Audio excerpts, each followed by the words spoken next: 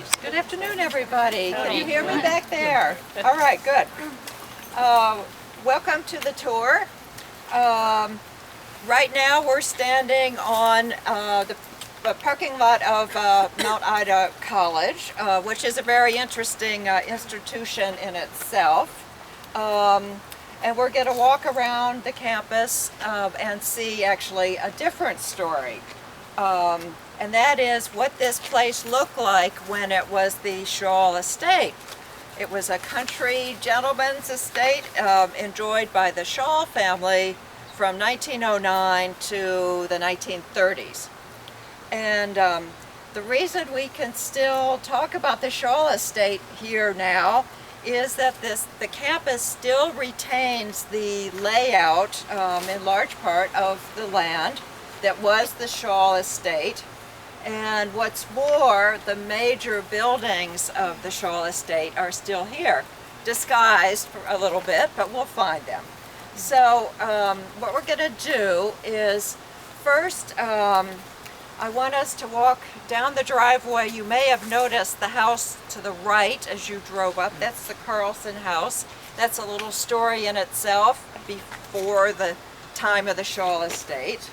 And then we're going to go up this way and we'll go to Shaw Hall, which was the main manor house, and we'll walk around there. We'll get to go in Shaw Hall, and we'll continue around campus. We'll find the old polo fields. We'll see the horse stable, the cow barn, and the caretaker's house. And I'll also, at that point, be talking about the Angino family and their connection with the Shaw estate. You may be familiar now with Newton Community Farm. That was farmed by the Angino family, and there's a strong connection that I want to mention. So I've got 20 handouts. They're meant to be shared and return to me if you don't want them. I'll use them again. These are mostly old photographs, and so I'll pass them around. If you could sort of expect to be sharing maybe 2 or 3 people per sheet. And before we make that walk down there, while we're still standing in the parking lot of Mount Vernon College, let's talk a little bit about Mount Vernon College. How many people have been here? Mount Ida. Okay, thank you. Please correct anything else you hear. That was an easy one to do. Has anybody never been here on this campus before? Okay, you were pretty much just like me when I started this project. So let's say something about Mount Ida College. This is a bustling 4-year college, and also on this campus are several other schools that were relocated here to join Mount Ida in the 1980s. So what we have here is what was Chamberlain Junior College, New England Institute of Funeral Service Education, and the Coyle School of Technical Electricity. And so there's some very unusual degrees offered here. Very practical training. You could learn to be a mortician, a veterinarian's assistant. You could work with livestock or experimental animals at all the research labs in the medical areas downtown. You can get a degree in fashion design, fashion merchandising, interior design, and pre-training in dental hygiene. Maybe these kids get a job when they finish here. So there are many new buildings that have been constructed here since the Shaw time. But short history of Mount Ida College, because they started in 1899. They started in 2 houses over in Newton Corner on Bellevue and Summit Streets, and they were advanced for their time. In 1907, the founder, George Franklin Jewett, he added junior college level courses here. That had never happened in 1907, or at least it was very innovative. And but during the Depression, the school had to close down for lack of funds and students, and reorganization. But after the Depression, by 1939, a Dr. Carlson took over as president of the school, and he managed to come here because the Shaw estate was over by then, and he got 86 acres of what was the Shaw estate. He bought we know that he bought 50 of those for a mere $80,000. And so this was just a section of what had been the Shaw estate. Other parts of the Shaw estate were taken over by Charles River Country Club. We're going to walk by some of the greens that they have. Other sections, the section that was all the way down to Wells Avenue, of course that became an industrial park, but that was part of Shaw estate. And on the river banks of the Charles itself, that was taken over by the city of Newton for a waterworks project at the time, which no longer exists. So let's walk down now to the Carlson House. This serves as the president's house of Mount Ida College. But this house was moved here in 1964. Its original location was down at the corner of Brookline and Needham Street. That's about 1/4 of a mile away. Yeah. And it's one of the very oldest houses in Newton. It's called the Murdoch Wiswall House. It acquired that name in 1703, and it's believed to be the second oldest house in Newton. Now, don't ask me what the oldest house is. What year was it built? And it was built between 1660 and 1703. There's a lot of question about the exact date. But it was originally built, it didn't look like this. The original part was just a salt box. And then it was later converted to this Greek Revival style farmhouse. And it had attached barns, going back further and further back. And this wing over here was added when the house was moved here. So when it was built, the Sagamore Indians were still very much around here and were a threat to settlers.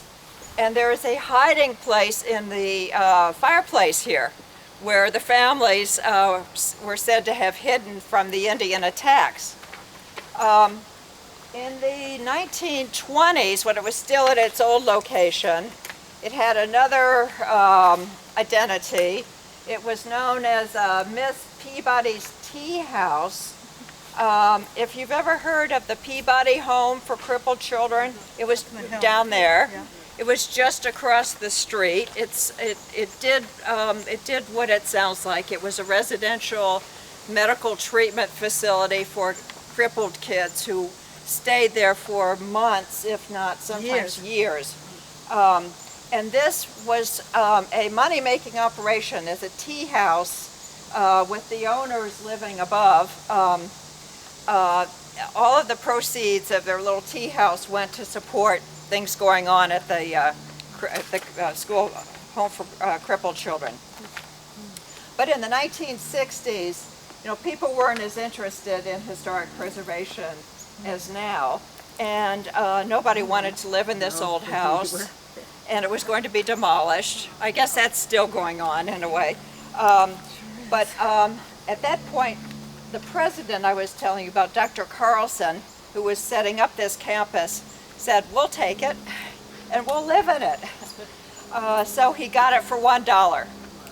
And this house was open. It was on our house tour, Historic Newton's house tour, a few years ago. And inside are 5 chimneys, a narrow staircase, a huge cooking fireplace, I guess a walk-in cooking fireplace, and that secret closet. So that's all I want to say about this. It has nothing to do with the Shaw family. It wasn't even here, but it's an important building to this campus. Big pond over there. It's called Longfellow Pond.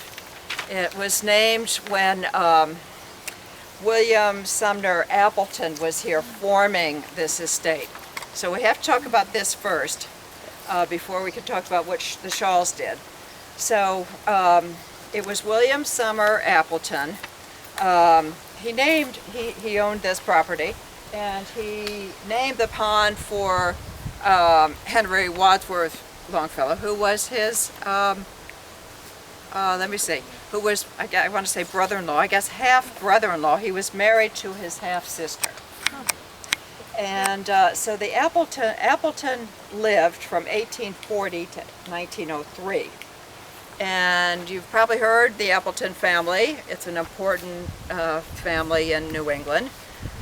Made many contributions to civic and cultural life, and industrial too, I'm sure. For example, William Sumner Appleton's son, Jr., founded the Spinnea Society for Preservation of New England Antiquities, which is now called Historic New England. In 1871, William Sumner Appleton started buying up land down here in this area. And 1 year later, he had bought up and combined 14 separate parcels to total 245 acres all around here that comprised his Appleton estate. Because at that time, much of Newton was rural, especially South Newton, and just consisted of very small farms. And in the late 1800s and the early 1900s, it was very fashionable for wealthy Boston families who were maybe living on Beacon Hill or the Back Bay or the South End to create a country estate by buying up those small farms. And then, once they'd done that, those same farmers who they had bought out could become laborers on their estate.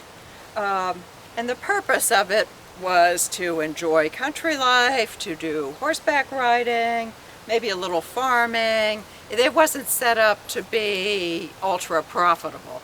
I mean, they were glad to make money off of some of the farming, but the point was to just enjoy it down here. And you'll see in your handouts there's a drawing of what the Appleton estate house looked like. We don't know exactly where it was located here in this property. It seems like that would be known, but I couldn't find that out. We do know that it was built in 1896 and it was just demolished in 1916. That would have been when Shaw was here, clearing the area for his own version of a country estate. That's all I had to say about the Appleton estate era. Do you have any questions or comments? Somebody said they remember going ice skating here as a boy and falling in. It's true, I did. Yeah, you're the one, okay. All right, I've just in walking here, I've heard two stories from handsome guys in the crowd here who remember dating Mount Ida girls. Yeah, in the 40s, 50s. Here's, if you'll admit to it, if I can point it was to in you. right after World War II. I came back out of the service. I dated a girl. Okay. Landed 45 for several months, and she had been to Mount Ida. Was she nice? This was in Rochester, New York. And she spoke highly of New England and Boston area and Mount Ida. Okay. And it was you? Yeah, my cousin went here also. Your cousin went here. Yeah, and they were friends. And this is Shaw Hall itself. But this wing was the first thing that was built when this was becoming Mount Ida College. And that was in about as it was growing. That was about in the early 50s, I think. And you remember picking her up? Someone said that. It's only here after dark. After it's getting more interesting. Okay, all right. All right. The masterpiece here is, the centerpiece is Shaw Hall. Now this was built at the end of what we call the Gilded Age, which spanned from the 1860s to 1898. I guess that was the Spanish-American War, must have ended that. Yeah. And that was an era of unusual wealth. It was before income tax. It was before the trust busters had done much to break up the Rockefellers, the Carnegies, the Vanderbilts, and the other fortunes. And at that time, these ultra-wealthy families wanted to copy the lifestyle of the English.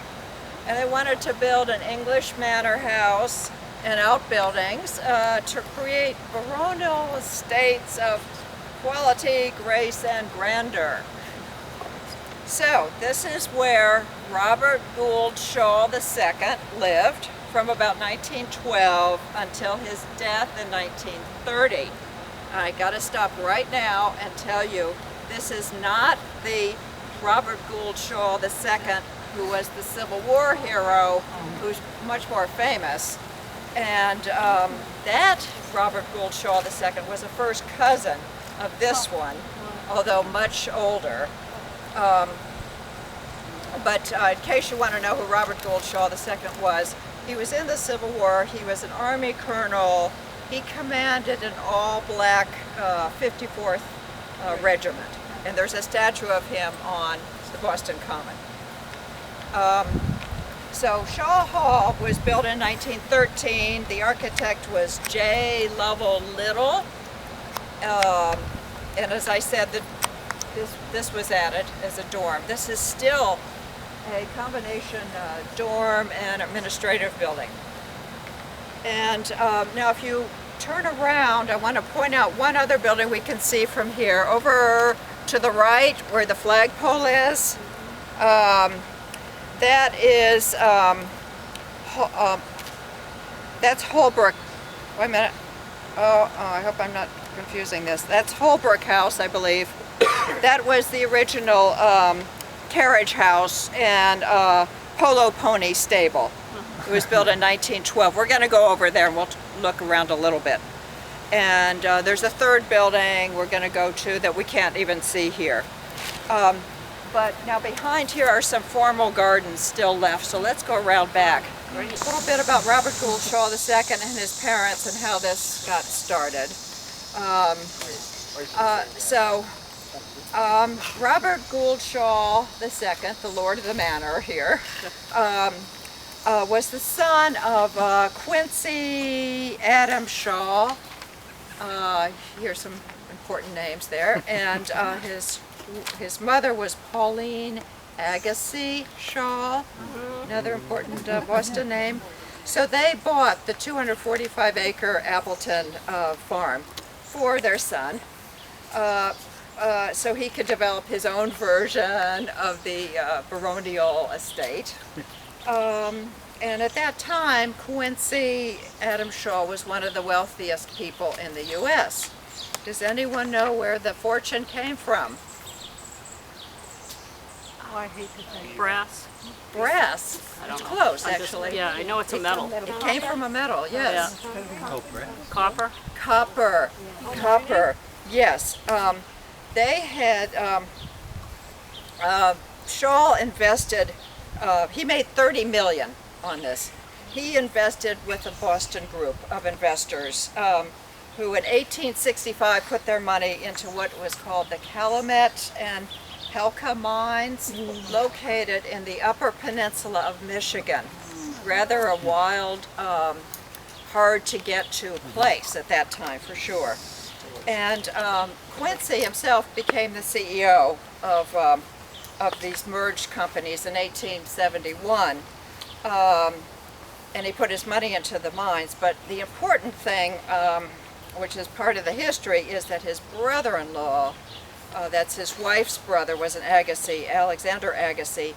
He perhaps was the one who made it a success. He had the technical know-how. He didn't have the money. But Alexander was the one who went out to Michigan to try to figure out how to do the engineering process of getting the copper out of the mines, how to organize the workers. And that was really tough, maybe heroic work, considering mining and the Upper Peninsula in the 1860s.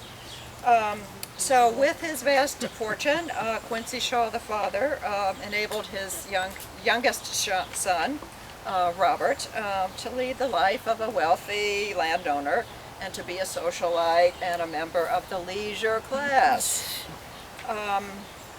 By the way, do you know why the demand for copper was so strong at that time, starting in the 1860s? Electric wiring was starting. It was connected with electricity for sure. I'm not sure. It may have been used for the telegraph Telephone?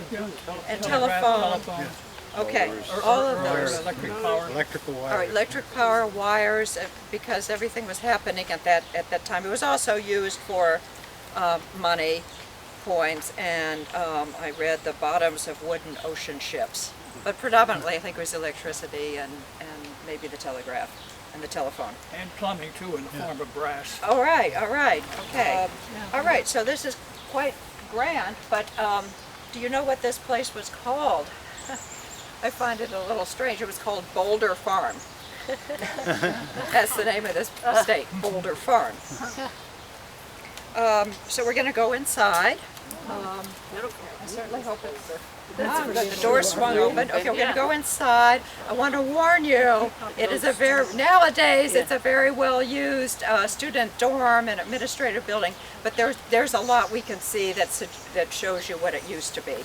We'll see some of the original construction. I mean, many of the parts here were imported from old houses in Europe. That was part of trying to recreate the British look with original materials. And they're said to be between 400 and 800 years old. Underneath this carpet may still be the original flooring, which was also supposed to be spectacular. So I want to talk about Robert Gould Shaw and his wife and his family life, because he's the one who lived here. And so the Shaw family, like the Appletons, was another very prominent Boston family. Robert, let's call him Robbie, because that's what he was called, Robbie. On his father's side, it went back to the Mayflower. Before the Civil War, many of the family members of the Shaw family were abolitionists. His uncle, Henry Lee Higginson, does anyone know what he did? Boston Symphony. Yeah, okay, started the Boston Symphony. His grandmother, anyone figure out who that could have been? Agassiz. His grandmother was the first president of Radcliffe College. So this is an illustrious family. And another cousin was Francis Parkman, who rode the Oregon Trail. And I already mentioned the other, his mirror image, Robert Gould Shaw, the Civil War hero.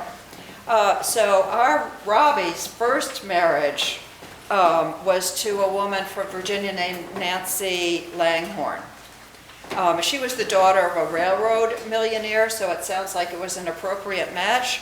And they lived up in Pride's Crossing in the north of Boston, and they had one son, Robert Gould Shaw III, and that marriage was very bumpy, and it only lasted 4 years.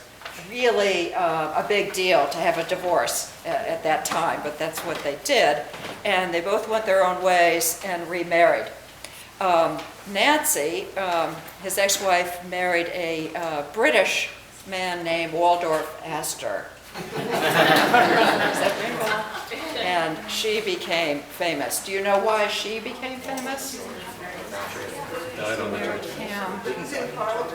She, yes, right. It takes a couple steps, but she became Lady Astor. And the way that happened was, oh, by the way, she met this husband-to-be of hers on a ocean liner going over to England. Very romantic, I think. Lady Astor, she's known as the first woman to sit as a member of Parliament in the British House of Commons. And the way this happened was that her father-in-law died, and so her husband assumed his seat, I think in the House of Lords. that vacated her husband's seat in the House of Commons, and Nancy ran and was elected to take that seat. Robbie, for his part, remarried to a woman named Mary Hannigan, and she was the woman who lived here. And they had, he had a second son named Louis Agassiz Shaw, who lived here. And there may have been stepsons, it's a little confusing, who may have been around also. But basically, I think it was just Robbie, his second wife, and his one son who lived in this whole place. So maybe a little bit extravagant. How many servants? Oh, servants. Oh, it was a very crowded place, I'm sure. That's true. So that's all I had to say, unless you have questions. You might want to take a look at in the other room, there's a really nice mantelpiece in there. Gentleman sport in the hallway. 1920s, and he would go up to Myopia Hunt Club, way up on the North Shore. I mentioned he had lived there, and so he continued to belong there. It's up in Hamilton. It's still existing. I think they still do polo a little bit. All right. So, do you have any guesses why polo was popular in the 1920s? Was it British? English. Or it was because of horses? course it was British. Or what other sports do you think people were playing in the 1920s? Tennis, Croquet. Tennis, Also- yes, tennis, also baseball, Badminton. baseball, football, golf, I think football. cricket. Croquet. Okay. So, polo emerged as something that was in particular for the upper classes. Partly it was considered a snobbery. They were trying to stay ahead of the middle class because golf and tennis, by then, which used to be an upper class thing, had been kind of taken over. Well, there were too many middle class people involved in that. There were championship series and leagues and all of that. So the upper class had to find something beyond and different. And polo was one of them. And there was another sport that they found too. Can you guess? Not that I know of. That's good because it's British. But there's yes, yachting. Of course, yes. Especially yacht racing. Yeah. Because Okay. again, it Ponies are was, very big. just more ultra. So polo and yachting is what a gentleman of leisure did. Of course, they had a lot of time. They needed a lot of money for both of those sports Yeah. because you needed a string of horses for polo. Not just one, you needed about six. In fact, you needed a whole barn, right? That's what we're going to go see. And remember, they didn't have jobs or anything. Did you watch Downton Abbey? Yes. And the Dowager asked the question, "What is a weekend?" Remember that? That's what it was like here. So we're going to head over to what used to be the barn, and at that point we're going to start working in the Angino family, the Italian immigrant family I mentioned earlier. Don't they still have? So this grand building is the Polo Pony Barn. I don't know what it is today, but I guess you can see the weather vane and the horses. There's also a photograph in your handout on the back page, I think, of what this building looked like when it was vacant in the 30s. It was taken by the Mount Ida College people when they were considering buying this. But it didn't have the cupola. Didn't have it. They only put this on for the administrative office. It looks so old. Doesn't it show up there? No, it's not there. Maybe that's the back of it. Hall? Or maybe that's. Yeah, looks like it except for that. Except for that. So that's curious. I didn't notice that. That looks so original. Who took care of all these horses? Do you think it was Robbie and his son? No, it was a whole bunch of people, and one of them was an Italian immigrant named Crescendo Angino. That's the man who came over here and eventually settled in Angino Farm on the Hampton Street. Now, you know, we came in that way off of Nita Street, but really we are not far from Manhattan Street back here. And even the school has a back entrance there. It's not far to walk over to where the Anginos lived. So Crescendo Angino and his family lived in that farmhouse from 1917 until 2003. And Crescendo was the first one to come. He came here in 1905, and shortly thereafter he linked up with the Shaw family. And while he was still maintaining his little farm over there, he was working here, and his specialty was working with the horses. He had been in the Italian cavalry before he came, I guess in the very early 1900s. So he had a way with horses, and that's why he was given this responsibility. There were other Italians and small farmers who lived on Manhattan Street and Dedham Street, as I mentioned, who were available to work on the estate. And there's another one that's documented on Winchester Street, you know, by the golf course. It's the section where the golf course is on both sides of the street. There's this one old wooden house set, you know, back in the woods with the green shutters. I think of that as Dwayne's house, but it stands by itself right on the edge of Manhattan Park. Is it the Italianate one? It's kind of Italianate, sort of. I mean, it's painted, it's white clapboard. My guess is it's from the 1860s or thereabouts. But that house is where the coachman for the Shaw estate lived. And so these laborers had long-standing relationships with the Shaw family, and we know about that because the Angino family, who's on their third, well, we even have Anginos here today. Remember, do you want to just raise your hand? Okay, thank you, thank you. All right, and you have some stories in your family about the Shaw family and the Anginos. One of the stories that I heard was that that Robert Gould Shaw may have really helped the Angino family purchase that farm. Maybe he was just paying them well, but maybe he went above and beyond that. It's not known for sure, but he could have. And that Crescendo Angino's wife was said to be a wet nurse for Robbie's baby boy, which is possible. And the Angino family, even today, talks about how Robbie was quite a womanizer.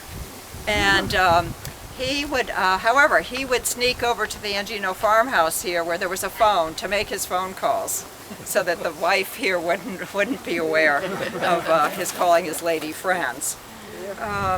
And Robbie was, you know, in general, he was wild and unstable. And his family, his father quoted him, talked about his, quote, youthful follies. Let's move on to the cow barn, and then I'll tell you how things sort of fell apart on the estate. We have to come to an end. So this is the last chapter of the Shaw estate, how it went from bad to worse. In 1930, Robbie died. He suffered from alcoholism, depression, don't know, he was about 50 years old when he died, not an old man. Also, of course, in the 30s was the Depression, and the Shaw fortune fell apart. Somebody mentioned, you did, there was more copper discovered, maybe easier to extract copper to discover out west. In Montana. In Montana, all right. Also in Arizona. They were in Arizona, out west. There were lots and lots of labor disputes up there in Michigan. The car industry had arisen in Michigan, offering alternative work for people that would be better than mining and pay more. And then people in World War I could go into the military. So the last straw for the fortune was the Depression, and the mine was shut down for years. Robbie's first son, the one who was born with Nancy Langhorne, was raised in London, or in England, with her, and that was Robert Gould Shaw III. He had a difficult life. He also had depression and anxiety, and in 1931 he was in prison for 6 months in England for homosexuality. And in 1970 he committed suicide. Sad story. The other son, the one he had with his wife and who lived here, Louis Agassiz Shaw II, if you go to Wikipedia to read about him, he is described as a snob. And it said that, so he lived from the 1930s, he was living up in Topsfield in a 15-room mansion. And this is what it says in Wikipedia. He was an eccentric snob. He kept a copy of the social register next to his telephone, instructing his staff not to accept calls for anyone not listed on the register. Suppose it was the fire department. That's right. He would have missed out. In 1964, he confessed to strangling his maid to death.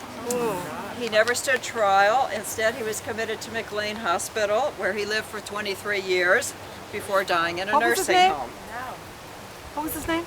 That was Louis Agassiz Shaw II, the ill-fated second son. Died in And so when 23 years after 1964.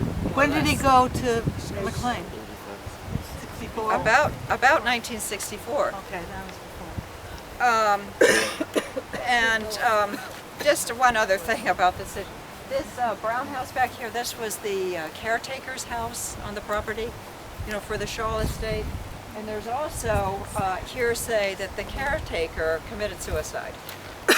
So the karma was no good here after a while.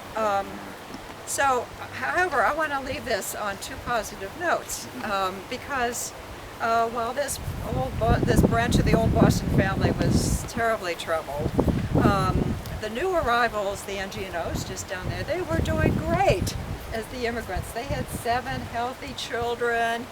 Crescendo was very frugal. He didn't have a bank account. He would bury his money in his field. And then, unbelievably, in 1928, just before the Depression, one of his sons had been fiddling with the electrical parts and so forth in the barn, and had been working for an electrical sort of contractor, I guess, in New York, who wanted him to set up a branch office here. At that point, the son said, "I guess I can do this. They think I can do this. I think I want to set up my own company." So he goes to Crescendo, his immigrant father, who loans him the money. The family's not sure exactly how much that was, but just to imagine that he had the money, the wherewithal to fund what became Mass Electric. Wow. And that was sold in the 1980s for $350 million. So I just see such a contrast here. Wow. And the second point I just want to emphasize is this wonderful campus here. Mount Ida is just full of all kinds of opportunities for all kinds of people. The campus is really great to go to in session in the fall and winter. It's just a very lively place, and maybe Shaw Hall doesn't look quite as elegant as it used to, but it's full of life and hope and the future. Perhaps it's democratic also.